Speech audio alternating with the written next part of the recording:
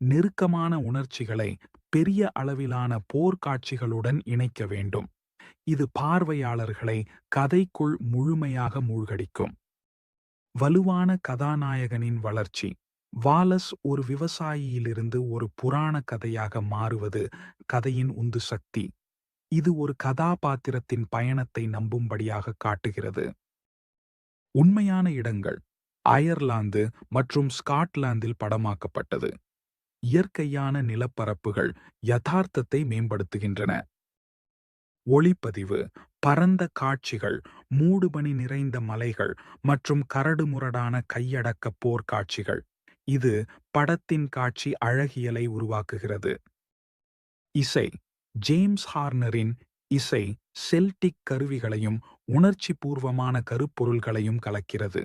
இது மனதை வருடும் மற்றும் வீர உணர்வை தூண்டும்.